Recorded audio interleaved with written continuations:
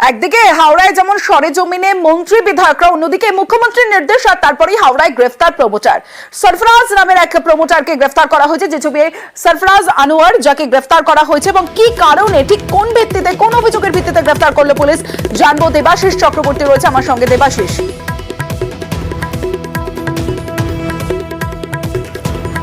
আরো একবার আপনাদের জানিয়ে রাখি, মুখ্যমন্ত্রীর নির্দেশের পর হাওড়ায় গ্রেফতার প্রমোটার, বেআইনিভাবে বহুতল তৈরির অভিযোগ তার বিরুদ্ধে, বাসিন্দাদের অভিযোগে ধৃত প্রমোটার সরফরাজ আনোয়ার।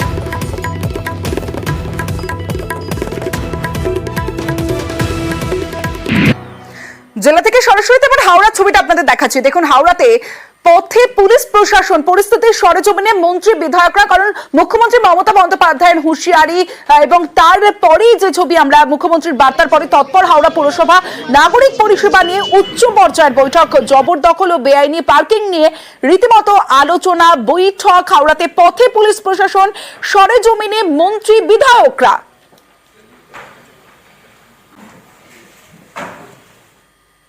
যেখানে যেখানে বেআইনি কার্যকলাপ হচ্ছে, সে বেআইনি বিল্ডিং এর ক্ষেত্রেই হোক, বেআইনি পার্কিং এর ক্ষেত্রেই হোক, বেআইনি টোটোর ক্ষেত্রেই হোক, বেআইনি জলাশয় বোঝানোর ক্ষেত্রেই হোক, পুলিশ উইল টেক অ্যাকশন এবং দরকার হলে গ্রেপ্তার পর্যন্ত করা হতে পারে এবং জামিনযোগ্য গ্রেপ্তারি পরোয়ানা তাদের বিরুদ্ধে জারি করা হবে।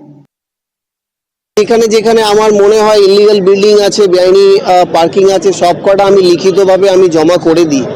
আর মানে যারা যারা অথরাইজড ডিলার্স আছে তাদের ওপরেও তাদেরকেও ডেকে অনেক ডাইরেক্ট ইনস্ট্রাকশন দেওয়া হবে, সেইগুলো নিয়ে আলোচনা হয়েছে। এই মিটিংয়ের পর আমি সিপি আর ডিএম যাচ্ছি ফিজিক্যালি ভিজিট করতে, কিভাবে কি করা যায় সেটা ওইখানে ফিজিক্যালি দেখে তারপরে ডিসিশনের ওপরে আসবো।